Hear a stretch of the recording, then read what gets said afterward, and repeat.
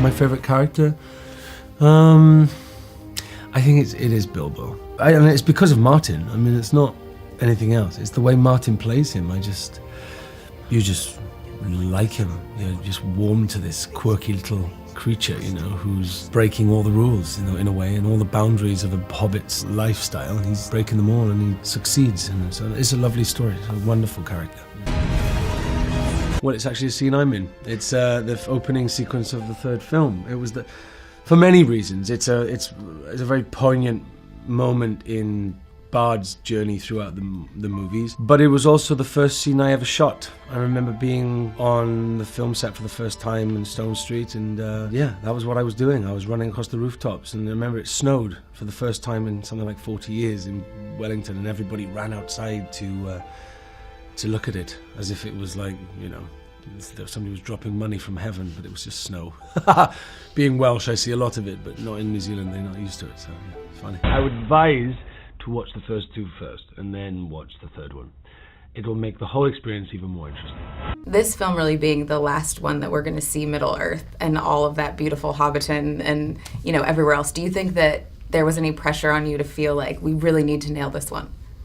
Yeah, as much pressure as any film, really. But there was a lot of love, care, and attention and integrity to Tolkien's work, and a lot of big fans of Tolkien is Peter and Fran and Philippa. They've done a wonderful job, and I feel like this final installment is the best one of the three. It's just incredible. Thank you for this opportunity. You opened the film with your skills in archery. Did you have a special training for that? Yeah, I did. Yeah, I did loads of training with the stunt department, and it's funny because the dwarves tried some bow and arrows. They didn't make it to the movie. The elves used bow and arrows, but they're all very different. So we all used to train together, but use different weapons. But it was really fun to do. Very fun. If there's like a wow scene in the final installment for you, what would that be? Is it vain to say that it's one of my scenes? Is that vanity? No. Well, it's the scene that opens the third movie. It's a very poignant moment of Bard's journey, and it's a very important landmark in the story. And it was a great scene to shoot. I did it in 4 years ago. I shot that scene. It was the first scene I ever shot on set. So. Yeah, it's very powerful, and it comes over very, very well. Emotionally, it's really, really strong.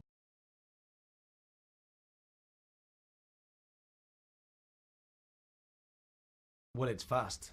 It's incredibly intense. There's a lot to get through. It's a huge story that is culminating in. Very weirdly, the beginning of the film, you feel like you're seeing the end of the film. It's sort of where most films would finish. But it's not. It's like it's the beginning of the end, basically. And so yeah, it's action packed and has a real heartbeat that just doesn't stop.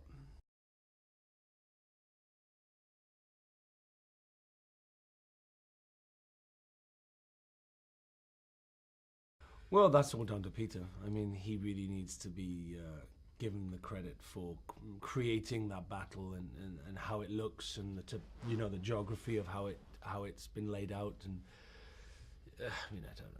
I can't imagine where you would begin to create and lay out that sort of complex structural battle. I mean, a battle between two armies is enough, but 5? I mean, it doesn't bear even thinking about.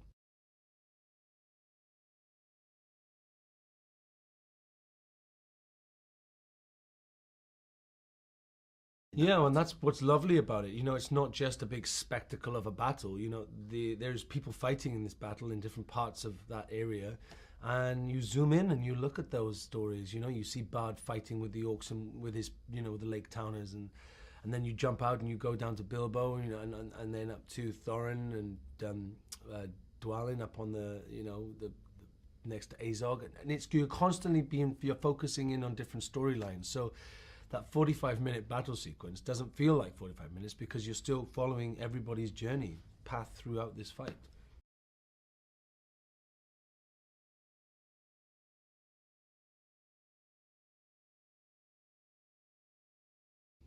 Entering Lake Town for the first time, That was quite special. I mean, you literally were on a lake. They built a lake in a studio, a giant lake, and then built a studio, the set on top of it. That was probably a special moment. And being on the rooftops for the first time, shooting the scene in the final film, that was a really special moment.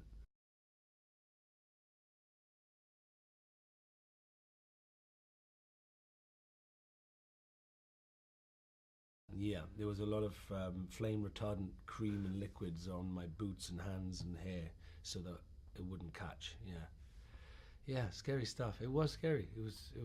I was a broken man by the end of that week. I literally had no skin left on my knuckles. I bashed myself into the rooftop so many times. I didn't. Yeah, it was mad, mad.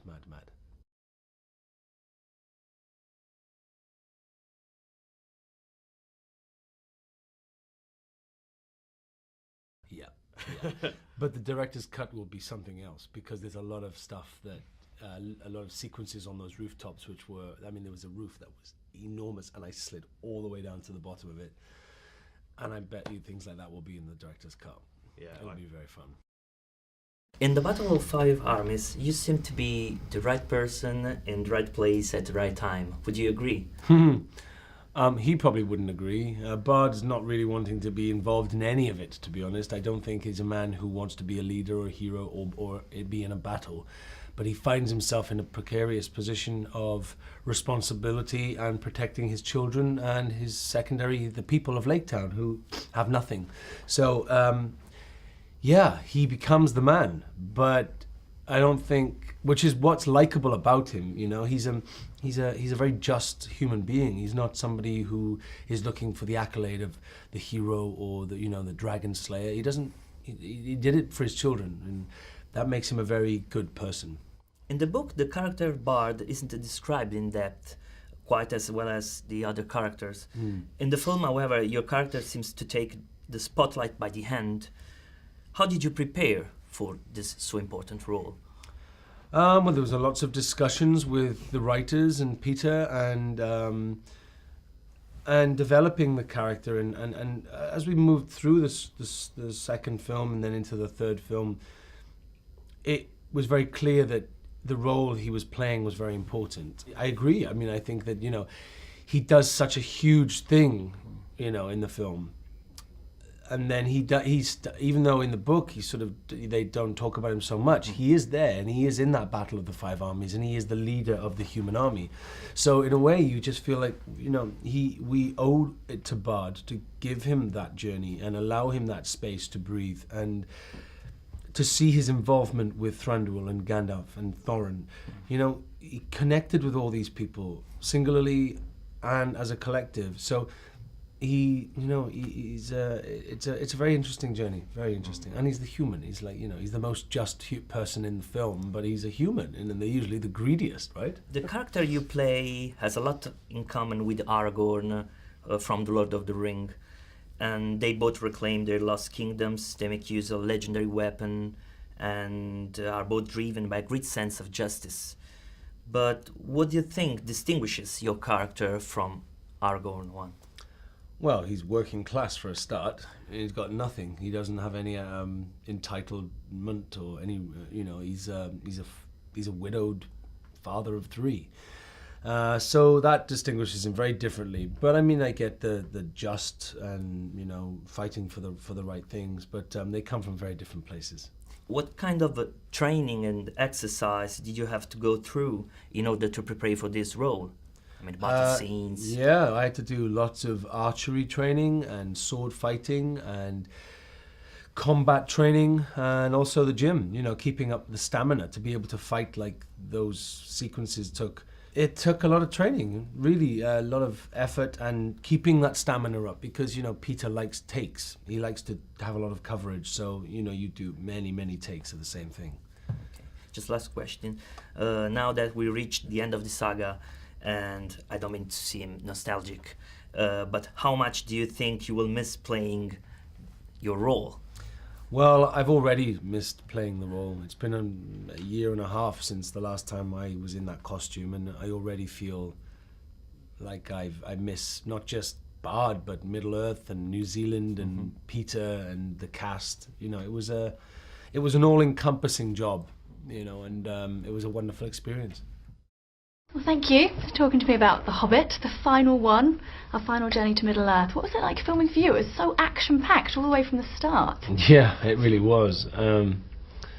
Yeah, I guess we all knew I knew where the film was going to begin, so I knew that it was going to be fast-paced from the second the lights came on, really, basically. So yeah, it was good. I really enjoyed it. I mean, I like all the action stuff, but what I do love is the fact that Peter merges all that action with a very strong dramatic core, so you don't feel like you're just doing action for the sake of it. You're doing it as a purpose, and Bard's purpose is always to safeguard his kids. Yeah, certainly that emotional element to the character as well, which must be really fun to play. Very much so, yeah. So, the final one, I guess we have to talk. What was it like that last time cut was called for you? It was very sad. I remember, I think I was doing a scene with Peter. No, I was doing a scene with Andy, and Peter came over, and my final scene was directed by both of them at the same time. They were both involved in how it should be done, and it was quite sweet in a way that the two people that I work with a lot and were both there to direct my final scene, and people came on set, and it's a very sad moment. It's never nice saying goodbye, but when you say goodbye to a film that was part of your life for a whole year, you know, these people know you very well, and you know them very well, so it's a sad moment, very sad. Is there one standout moment from that year of filming? Oh gosh, many.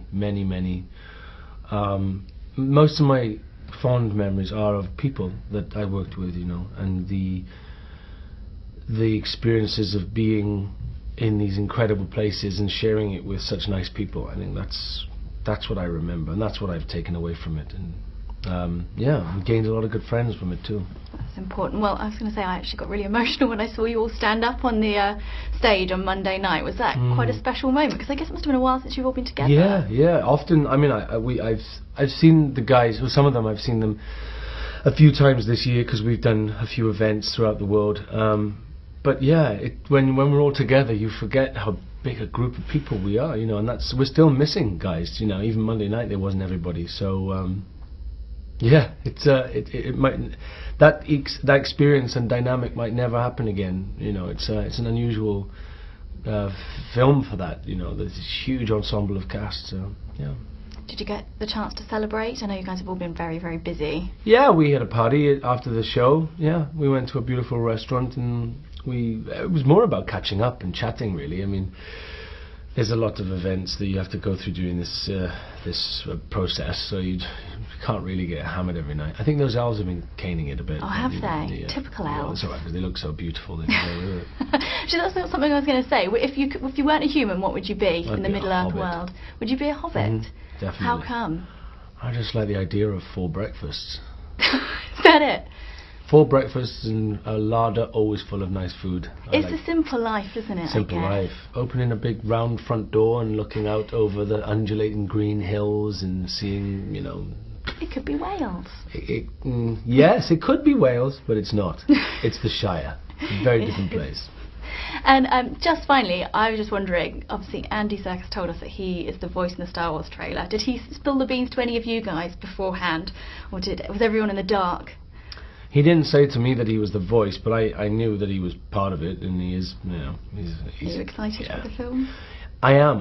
What I really liked was the fact that it felt like the original. It had the same feeling, and the sounds triggered memories immediately, and to hear that incredible soundtrack, I mean, theme tune, it's like, let's hope it's an absolute hit. I'm sure it will be. Well, thank you very much for talking to me. Do you think you will miss your long hair? No.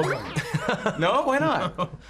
You want to try having hair down here and have a bow and arrow doing this, and it flicks your hair and it catches you in the eye every time. No, it's not nice. Well, what was hard especially then? Just the physical nature of it, you know. It's being accurate with a sword, you know. When you've got orcs flying at you with their swords, you know, you have to be accurate. If you're not, you could really hurt somebody. Hi Luke, it's good to see you. Oh yeah. And the fans at theonering.net will be delighted to hear how things are going and how the film is. Are you pleased with what you've seen? Very pleased. Yeah. I think it's the best of the three. Yeah, I do. did. I agree. It was fantastic. I mean, obviously, climatically is that a word? Yeah, It can be. It will be for today. It just hits the target so spot on for me. I just felt like every character has its moment. It's just great, and Howard shows music underneath it. It just feels it's a beautiful film. And you really get to be the big hero in this film, which is exciting. I felt like there are quite a lot of sort of echoes of Aragorn's character in the way that Bard was portrayed, and even some of the physicality. Do you think that was conscious at all, or just the way it turned out? Well, I guess you can't really ignore the fact that, you know, there are similarities to be drawn between Bard and Aragorn. I know some people would never compare the two of us, and lots of other people would, you know. So I guess we leave it up to the viewer and see what they think. I mean, if they want to compare me to Aragorn, so be it. I don't mind. It's quite a nice comparison. Yeah, exactly. I thought the scenes between you and John Bell were particularly moving. The first bit that made me cry in the film was the scene with you and him. I don't want to give anything away to our viewers, but where you're facing each other. It was really moving. Did you enjoy working with the youngsters? Yeah, I did. It was interesting, that scene. There was a bit of a disagreement for a while about whether it was correct to have him there on that bit of bell tower. Would Bard have sent him back down to be safe, or would he have kept him there? And in the end, I think we decided, well, we did, it was in the film, but the decision was that there was no time, and if this was their last moments together, then Bard was going to make him feel like he was involved in what they were trying to achieve to save people. And it was a beautiful moment. I remember Pete was making up the script as we were doing that scene, and I remember the music was playing. He had this very amazing sweeping music to help us, because there was obviously no dragon, and the wind was blowing. And I remember him saying, just tell him to look at you. Just tell him to keep looking at you, like you would if he was your son. And you didn't want him to see that behind was, you know, the end of the world. And it was beautiful. It was really powerful stuff. It really was really powerful. Yeah, it was a good moment. It's a really compelling scene. It's great. Do you stay in touch with the Yeah, kids? I do. Yeah. You know, one of them was, Sigrid was going to be my wife. You do know that, right? Oh, right. Yeah. And when I had my first conversation with Pippa, I just landed in New Orleans to shoot a movie, and she was in Portland. And I remember speaking to her on the phone, and we talked about it the other night, and she just reminded me, and I totally forgot that, you know, the reason why she doesn't have a wife is because of me. We were talking about, she said, what do you think of Bard's character and all that? So I said, yeah, I like him. I said, he's a widow, right? And she was like, no, he's got a wife. I was like, oh. I said, in my head, I always thought that Single parent. he didn't have a wife. His wife had died, and he was left alone. And she liked the idea so much, she went straight back to Fran, and they cut the wife and turned her into my oldest daughter. So I gained one extra child and lost a wife in one phone call. That's very But I think it cool. works. It makes it even more compelling and even more tragic that this man has nothing except his children to fight for. And yeah, it's beautiful. Yeah, it's great. Well, congratulations, Luke. May I give you that? We're hosting a party for the fans in February, and if you're in Los Angeles in February, it'd be fantastic if you would come along. I've got it. Thank you very much. Thank you very much. Thanks so much, Wonderful. Luke. Cheers. Knowing that you started working on this so many years ago, you know, what was it like to finally see the third movie sort of come together? And when you watch it, you go, oh, wow, I forgot we shot that day. Or like, I don't remember this sort of happening this way. It's really interesting how it came together. Did you get to experience more like a regular audience member? No, unfortunately, no. Those days of being a regular audience member and enjoying a film for just it being a film has gone. It's been ruined because I know all the magic and I know how it works, and it changes it when you watch a film. I mean, watching The Hobbit, the final Hobbit, the Battle of the Five Armies, it brings back a lot of memories. It also, it was lovely to see these incredible sets. Lake Town for a start, I loved Lake Town, and it looks so beautiful on the big IMAX 3D, 48 frames per second. But then also seeing Dale for the first time, when he takes the people, Bard takes the people back to his ancestral home, and seeing that, for the first time with the snow coming down, and also seeing the geography of where everything is, and I love all that. And I mean, no one knew about how that was going to look until we saw the film. You know, that was all Peter and the very clever people in Weta Digital and all those guys down in New Zealand who've created this incredible space in which to provide a backdrop for such a huge battle. Well, there's no spoiler here because it happens at the beginning of the movie and people can read the book, but you do kill Smaug, you kill Benedict Cumberbatch in this film. And I'm curious, you know, I was talking to Richard, and he was saying, like, for some of his fights, he would just say, oh, this happens in the script, and he wouldn't really know what was going on. When you got the script for the film, did it clearly break out, this is how Smaug dies, you know, the whole intricate setup that happens in the film? Or was it something that you got to New Zealand and then you guys sort of figured it out? Yes and yes. I mean, there was script, and there was, you know, it was like Bard runs across rooftops, hides behind a chimney pot, you know, shoots an arrow. But really, you know, Peter, when it comes to something as visual as that sequence, that you can only structure it to a certain extent. There's at one point you just got to wait until the day, put me on cables, stick me on a rooftop, and work out what I can do. And I think that a lot of the days when we were up there, Peter would say, well, can you slide down this like you're on a skateboard, and then walk across it, and, you know, and then jump across and hang on, look down at this. And I was like, I think so, let's try it, you know. Oh, I'm just gonna add some fire to that, Luke. Oh, okay, Peter, thanks for that. You know, and that's what we would do, and we'd just keep adding on extra pieces, and that's how it works. And I mean, we took about 4 days to shoot, I think. Two or 3 days, maybe 4. But it was... up on the tower, up on the top, where? No, that was another scene that was... that took about 2 more days as well. Oh, yeah, wow. Yeah, because that was a revolving bell tower. So it was revolving around one way, and then and the bell was swinging in the middle, and I constantly kept hitting my head with really? it. Like, constantly hitting. It looks CG. It looks almost like it could be CG. It wasn't. It wasn't CG. And you know, when I cut the rope, that was just purely for my sake. Peter went, let's just cut the rope so it stops swinging. Otherwise, you're never going to be able... Because I had to just keep following this green ball around. They kept moving it around the turning bell tower. So I was, you know, I was completely dizzy the whole time. I didn't know where I was. Oh, wow. Well, I have to ask you just really quickly, because I'm so excited about it, that you're going to be in Ben Wheatley's new film, right? Yes. Freefall, Yeah. who did, for people who don't know, who did Kill List, which is an amazing movie. Yeah. It is. And I don't know, have you guys started shooting it? Can you tell us anything about your character? No, I think Ben's... he wrote Free Fire. It's a fantastic story based in the 70s about a arms deal in Boston that goes very wrong.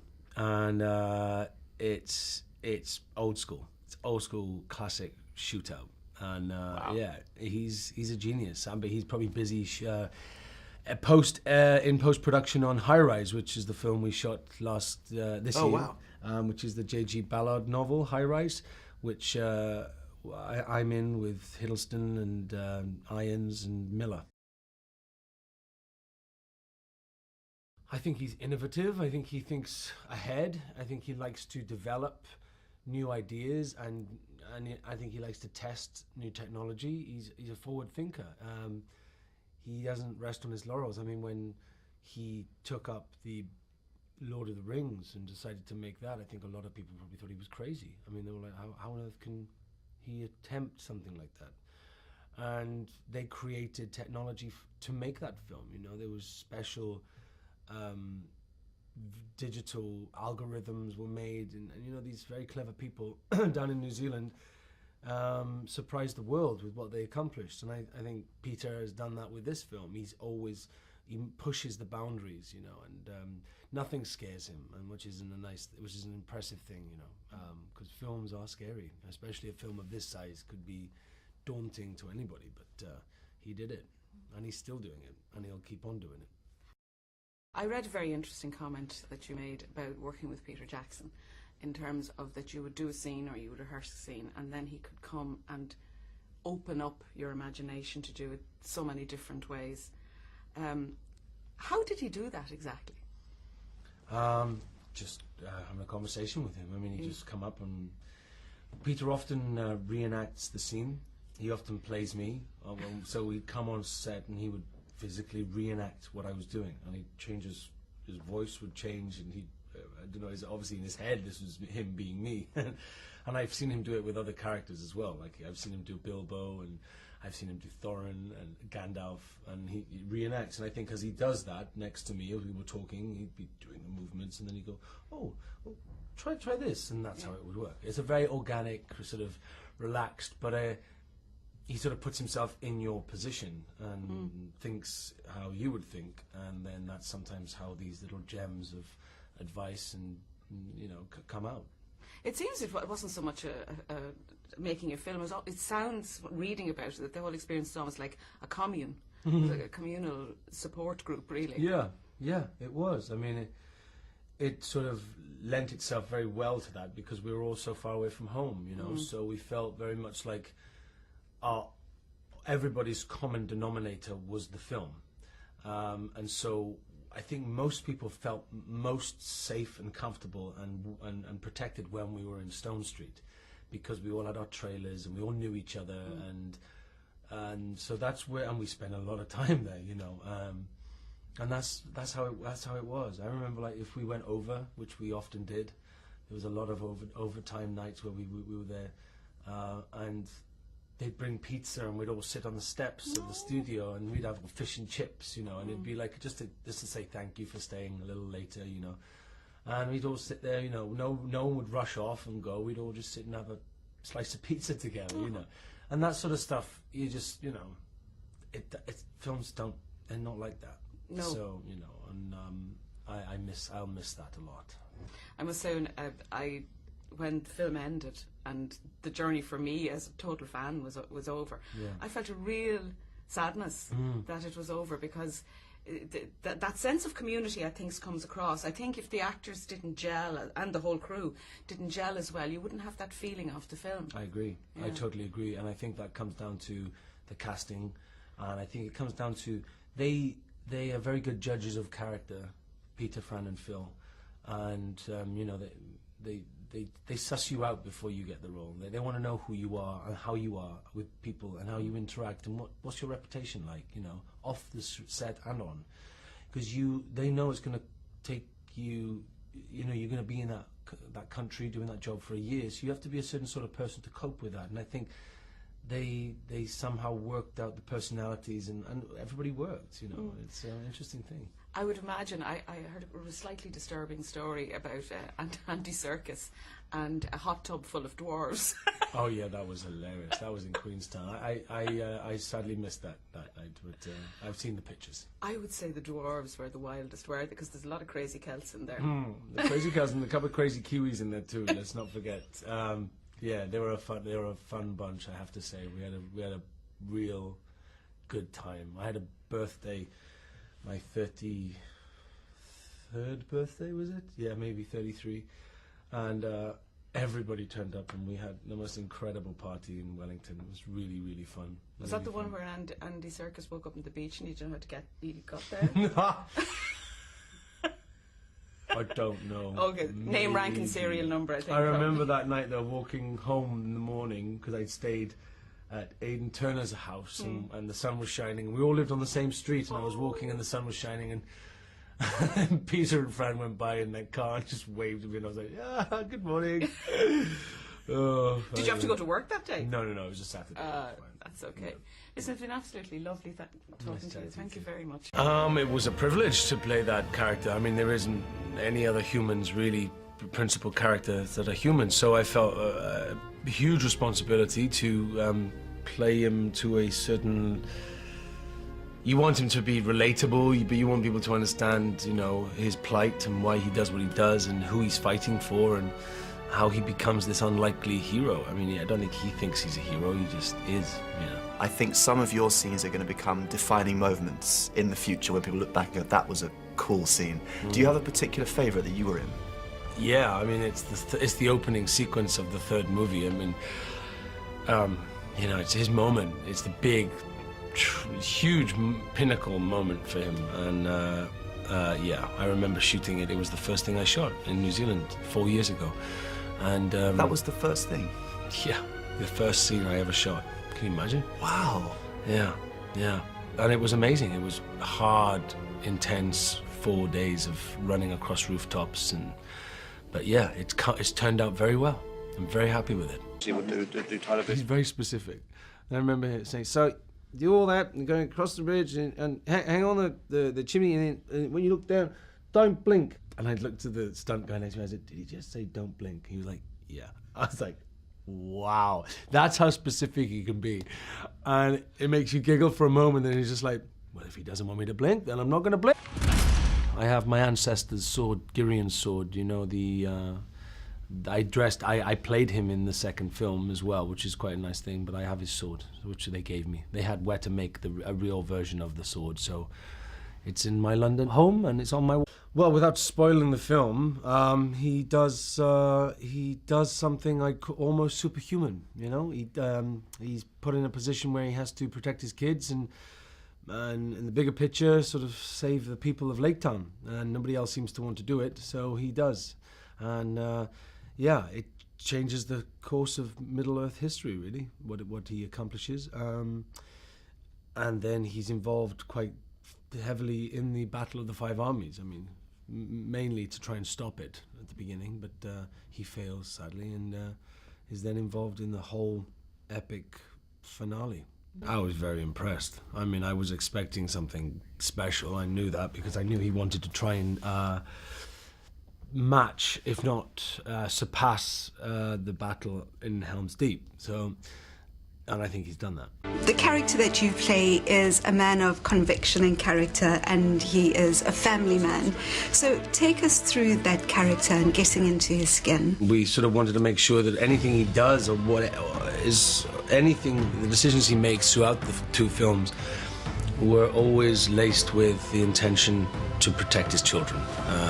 It's all he has. He has nothing else. He has no money, he has no life, he has no wife, he has nothing. So his children are everything to him. And when he climbs that bell tower to attempt the impossible, he is doing it for his children. So he's a good man, and he's an unlikely hero. He's forced into a role of leader, and people are looking to him for answers, and you know, he's just one of them, which makes him even more likable, you know?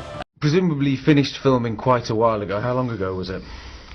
3 years ago almost now, yeah.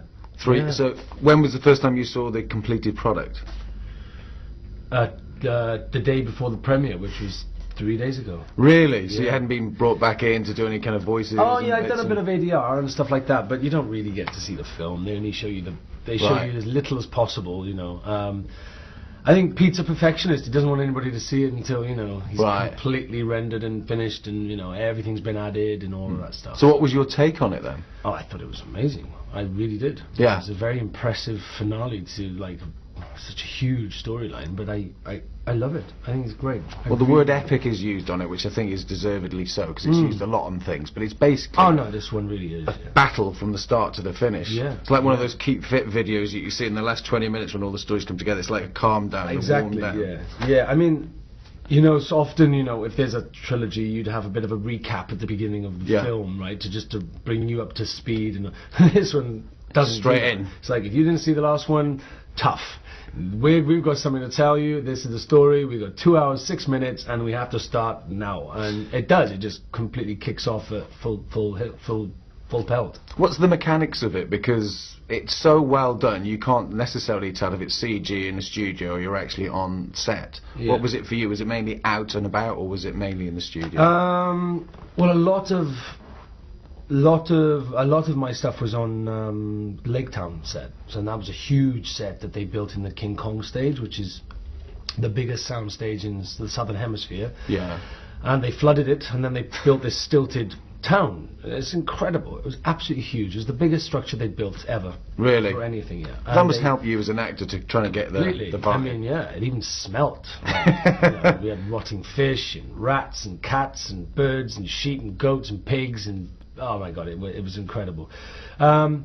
So I worked on that set an awful lot, and they broke it and burnt it and built one in the car park and flooded the car park. I mean, it was really, really unbelievable. So a lot of my time was on that set. When you're playing a role that's already known within a book, where does the artistic interpretation start, and how much you've got to stick to what everybody's expected to see on the big screen? Sometimes it's very rigid, and that's because a lot of work has gone into that scene, and structurally it has to stay a certain way. But often, you know, if you think of an idea and you present it to Peter, he'll say, yeah, let's try it. Is there anything on this big screen that you remember thinking, I actually remember, and he went with it, and that's actually ended up there? There's a big storyline thing that was my idea. Bard had a wife, and when I had my first conversation with Philippa on the phone I was in New Orleans and she was in Portland, she said, we were talking and I just said, yes, so I said, I don't think Bard has a wife, I think he's a widow. And she's like, really? And I was like, yeah, I've always thought of him as a widower with children. And she's like, oh, well, he has got a wife. And I got off the phone and they went and took the wife away, made me a widow, and added an extra child. So that was offered to Meryl Streep, by the way. Yeah, no, sorry, you Meryl. cut her out of it.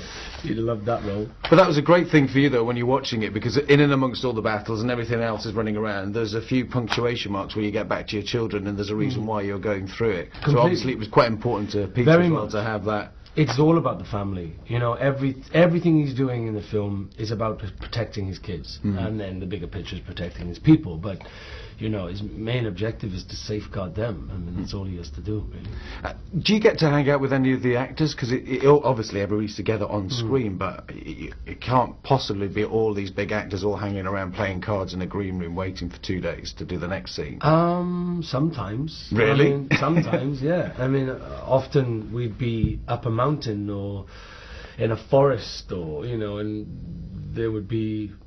we wouldn't have our trailers, so we'd all have to congregate in a communal area. So yeah, we'd often just hang out and chat, and yeah, we'll just go hang out sometimes hang out in the extras tent, or with the stunt guys, or, you know, there was always someone to talk to. Like 25 years ago, when I interviewed Orlando Bloom for the first trilogy, they were talking about having tattoos done, you know. Yeah, they did, didn't they? Yeah. Are you having anything like that done this time around? Absolutely not. No piercings? Absolutely not. A Hobbit piercing on one nipple? No. No.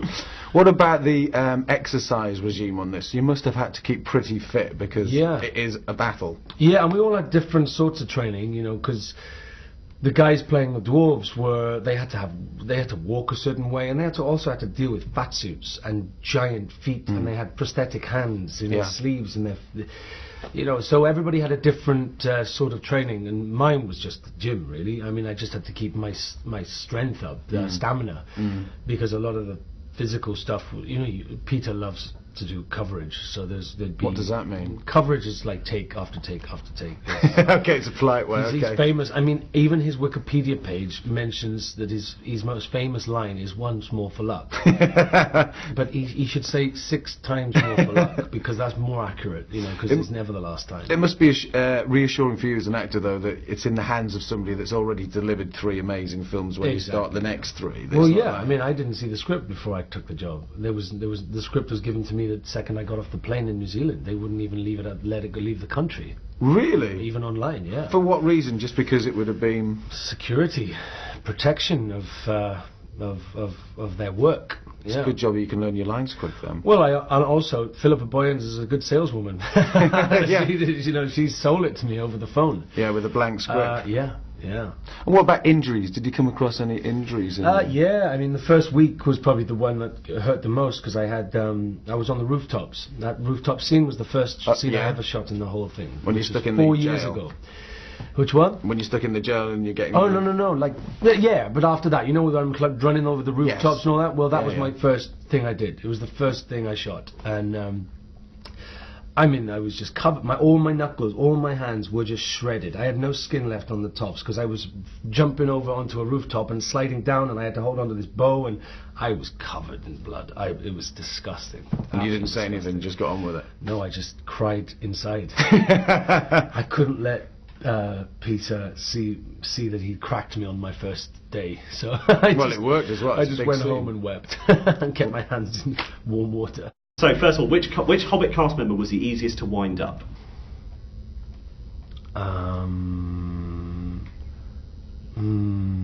Maybe Martin. I never wound him up, but I'm sure he could have easily been wound up on certain days. He had a lot of pressure on his shoulders. Yeah, you know, he's carrying the film. He's carrying the film, so you could have probably wound him up quite easily on certain days when there was a lot for him to do. Oh, Paul Martin. Poor Martin. Who was the clumsiest cast member?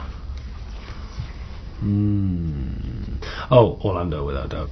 Peter always said he was really clumsy, he used to fall off things and fall down things, and he broke his back, I think, on the first Lord of the Rings.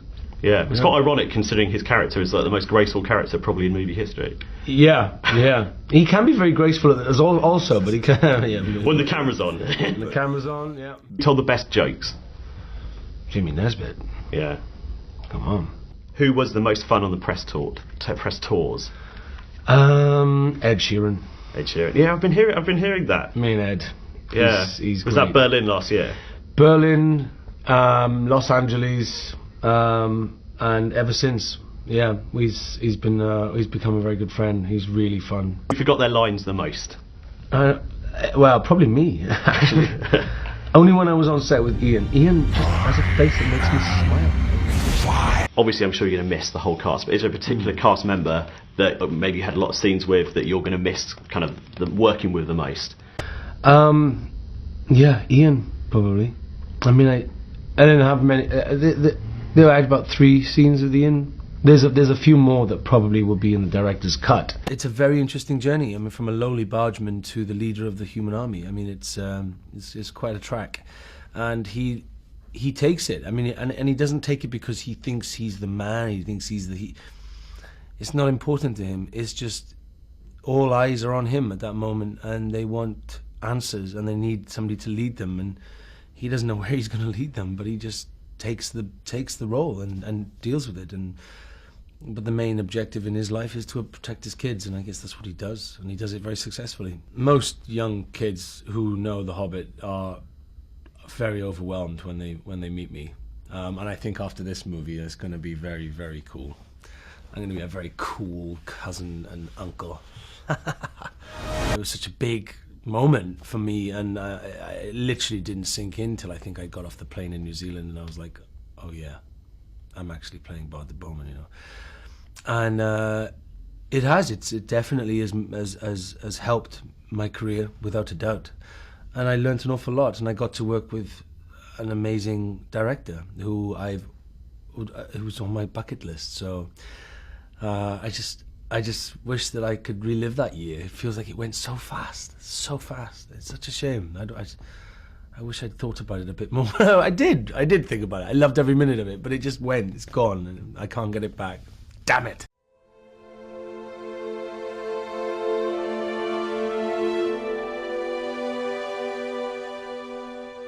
Waking up down in the Fox Glacier, having breakfast, looking at the view, getting in a helicopter, going up the glacier, and being left to wander and roam freely over a few thousand years worth of ice. That'll be my perfect day. It's just an amazing, amazing place. I took the boat over to Picton, which is a beautiful trip in itself, just the ferry ride over. And then I drove all the way down through Nelson, over the winding hills, over to the west coast, Greymouth, down all the way to Franz Josef, and then down to the Fox Glacier. You have the remarkables. There's a huge mountain range that sort of splits the middle of the South Island in half, and you know, you're looking up at these incredible mountains, and to the right you have this incredible sea, which is in, you know, the Pancake Rocks. You would not be surprised if a pterodactyl just flew out over the top of these mountains and came down and swooped down and took you away. It's that natural and unspoilt. It's a beautiful place. The hand of the journey. How is the feeling? The feeling, well, I feel a sense of accomplishment, I think. It's weird because it's been a while since I've spoken about the movies, and weirdly, like, until this movie came out, every year we cannot talk about the full experience because we couldn't talk about the third movie, but now we can talk about the whole experience as a collective. And The journey was amazing. It was a memorable, emotional journey, which where I gained a lot of friends and a lot of experiences, and a portion of my life was spent in a country which I'd never thought I'd ever visit. So yeah, a lot of great things came out of this job. Mm-hmm. And did you learn something as an actor doing this kind of movie, special effect, a very long shooting? Yeah, I mean there was quite a few technical aspects which I'd never done before, which I was able to learn how to do on this film. That was quite interesting stuff. Yeah, I mean the whole thing is just every job you do, you learn something. You know, the experience is always special, and this one was full of experiences. I mean, a year of my life was spent in New Zealand, so it feels like, you know, to pinpoint one example is hard, but you know, the whole thing was. Yeah, I'll never forget it. You are the man who killed the dragon. For you, which is the favorite scene? That one. That one. I'm so vain. No, I'm not vain. Yes, I am. No, I'm not. But it's a great scene, you know, and it's the biggest moment of Bard's storyline, and it happens at the beginning of the third movie, and it means a lot also because it was the first scene I ever shot, ever, and that was 4 years ago. So I've been waiting quite a long time to see the finished product, and that sequence of events and that, what is it, a 15-minute piece, you know, goes on, and it's really powerful, and I love it. And what's the impression to see the movie yesterday when you shoot that scene 4 years ago? Oh, it was wonderful. I mean, it was even better than I remembered. First of all, there was a dragon there, which there wasn't when I was trying to shoot it. There was nothing. I had no images, nothing. I had to create everything in my head, and aim at a ball on a stick. So yeah, those things are hard to do. But yeah, there we go. Any souvenir from the set? I have my sword, the sword that I used in the Battle of the Five Armies. That's my ancestor's Girian sword. Yeah, that's the thing I took. Could you make an invitation to the Italian audience to see the movie? Yes. Buongiorno. Hopefully this is in the morning, probably not. Hello, Italy, and the fans of The Hobbit. I hope you enjoy the final brilliant, epic installment, The Hobbit, The Battle of the Five Armies.